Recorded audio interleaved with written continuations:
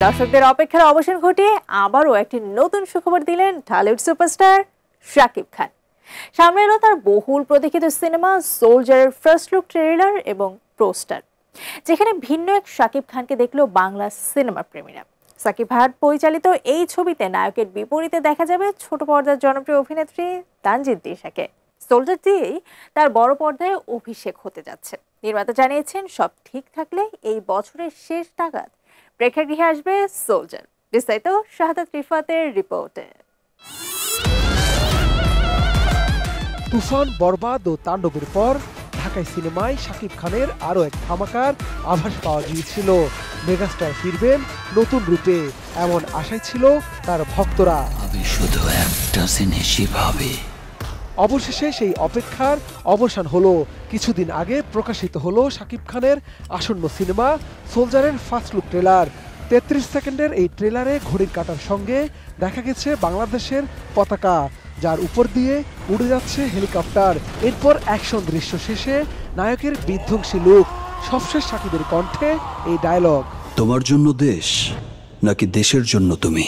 33 সেকেন্ডের এই first look trailer প্রকাশের পর সিনেমাটির একটি পোস্টারও প্রকাশ করেছেন নায়ক নিজেই, যেখানে রহস্যময় লুকে ভিন্ন এক শাকিব খানকে দেখল দর্শক। সোলজারের আরও একটি বড় চমক, এই সিনেমায় শাকিব খানের নায়িকা হয়ে বড় পর্দায় নাম লেখাতে যাচ্ছেন ছোট পর্দার জনপ্রিয় অভিনেত্রী তানজিন তিশা। জানা গেছে দ্রুত মুক্তির লক্ষ্যেই ঢাকা সহ দেশের বিভিন্ন লোকেশনে চলছে সাকিব ফাহাদ পরিচালিত সোলজার সিনেমার দৃশ্য ধারণ। নির্মাতা জানান দর্শকদের প্রাধান্য দিয়েই দেশপ্রেমের গল্পে নির্মিত হচ্ছে তার সোলজার।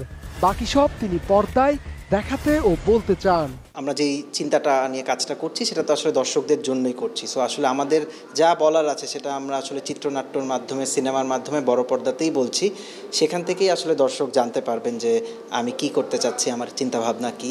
শাকিব খান, তানজিন তিশা ছাড়াও সিনেমাটিতে আরও রয়েছেন মিস ওয়ার্ল্ড খ্যাত অভিনেত্রী জান্নাতুল ফেরদৌস ঐশী, অভিনেতা তারিক আনাম খান, তকির আহমেদ, ABM সুমন, রাকিন আফসার সহ অনেকে।